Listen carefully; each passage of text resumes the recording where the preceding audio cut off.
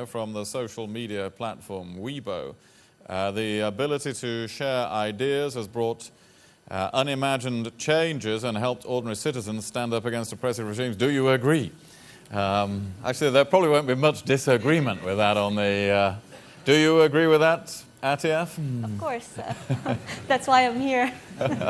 Right, yes. Okay, and well, let's take one. I think we'll take one more on, because that was very easy to agree with. From Facebook user Yasuko Gould. Do we need police forces to be better equipped to police cyber crime? Anybody got a view on this? Richard Allen? I think from the point of view of a service provider operating a service, we're very clear there are certain things that we can do. If somebody is causing harm to other users of our service, we can warn them, we can ban them from the service, but then there are limits to that. And the limit is that we have no ability to go round to their house, arrest them and lock them up so that they can stop carrying out more serious offences. And I think there is still a gap between online service providers and police forces in terms of knowledge. It's a shared responsibility. We need to help the police to better police the services that we offer, and in return, we would like their cooperation to make sure that serious offenders who are causing all kinds of untold damage to people using our services do face the full force of the law and not just being banned from our platform, which is bad, but not that bad for many people. Eric? I love this question because as an entrepreneur in residence with the government, I look at it as an opportunity. My own business is in credit card fraud prevention. And so I'm a technology entrepreneur that built a business to help solve a problem. So I look at a question like that and say, yes, get the entrepreneurs in, help them to find the innovators, help them to create solutions that both police can use to cybercrime and also that they can sell to corporations and companies to help solve some of these issues. I think you'll probably find they're some of the most competent people in helping to solve the problem, probably more competent than your police forces will be in helping to solve them. Jimmy?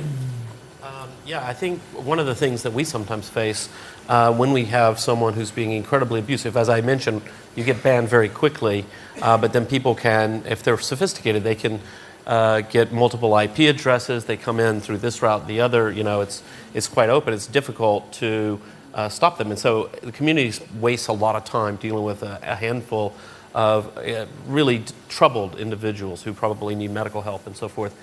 And often when we have tried to contact local authorities to see what can be done about it, they're just completely bewildered.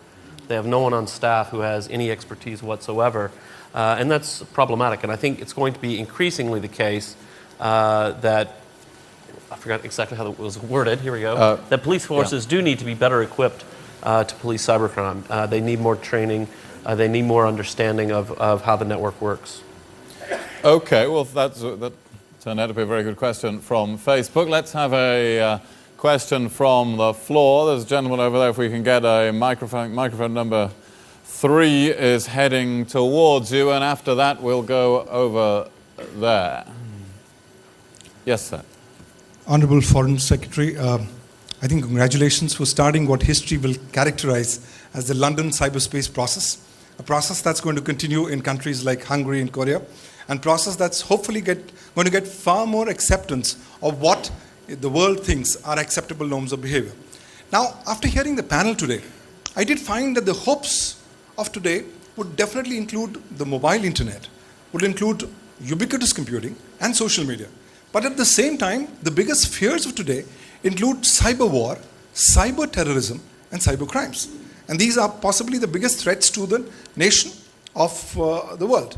Now, given this scenario, when countries are trying to protect their national information infrastructure, is this not the right time to dedicate and recognize internet as a common global hub or common global critical shared information infrastructure? And in this light of this, I would really like to ask the panel, what's the view of the panel on how do we ensure that the security, stability, unity, and diversity of the internet is appropriately maintained, while on the one hand allowing for innovation, and while on the other also allowing the assimilation of digitally disadvantaged sections of the population. This is Pawan Dugal, the president of Cyber Law Asia and advocate Supreme Court of India. Right. Well, that is, in a way, the immense question, all put in one neat question there. Anybody want to offer further thoughts on this? Carl? Well, obviously, there's quite a lot that we need to do, but make the analogy of what we do with other aspects of globalization. We are very, very dependent on another global network, that's the air transportation network. We invest in different ways a lot in the security and stability of this particular network.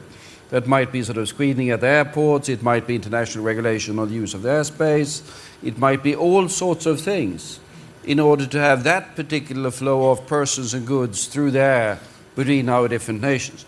And much the same way with cyberspace, I think. Individuals will have to take responsibility for security of what they do. There has to be an amount of international regulation or rules of the road or whatever you say. There has to be sort of defensive measures taken. But it's not one solution. It's everyone being aware of the security aspect of it. And then overall, this will add up. Much as we do with our transportation system, much as we do with the maritime transportation system, these needs to be safeguarded because, as I said, increasingly the security and future of our societies is dependent upon the security of the flows across the borders. And there needs to be a lot done to secure those particular flows so they can flow freely to the benefit of all. Any other points of view on this on the panel? Seems to be a general unity on that one. What about, we'll take a question. There was one over near the door there, near microphone 2. Yeah. Hello, Robin Iblett from Chatham House. Robin, yeah. Some parallels with that question. Richard Allen said that one of his biggest concerns was the rise of national jurisdictions perhaps taking different approaches, whether on cybersecurity or other forms of managing the internet. And I'm wondering, are we looking, as I think this conference is implying, towards a kind of norms and values-based approach to avoiding that risk, the kind of peer pressure that was discussed here that Wikipedia does, or Session Pilot talked about something about more like the Geneva Treaties. I'm wondering if, can this be done on a norms and values approach, or are we moving towards some types of treaty structure?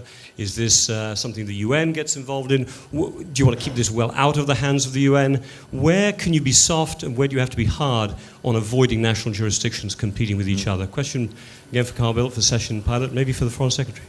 Yes, a critical question here. Is it norms and values or is it treaties and conventions that we are looking for here? This is a central question for our deliberations. Who wants to offer an opinion about this?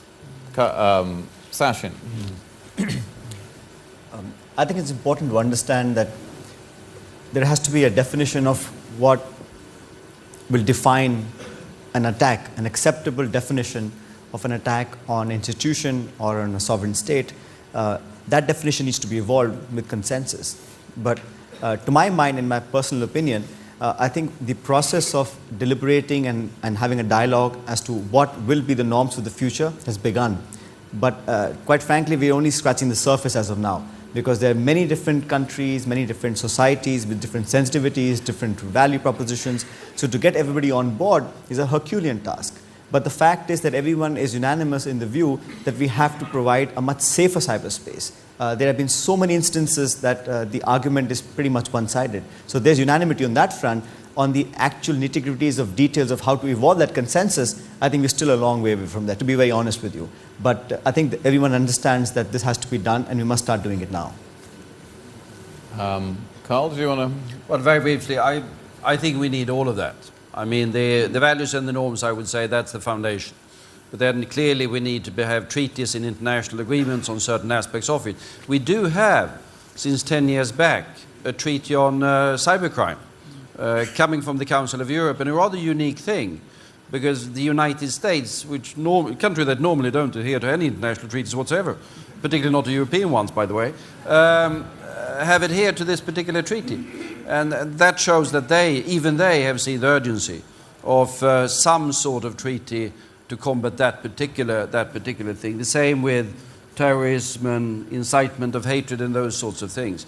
And step by step, we'll build a new foundation. Mm-hmm.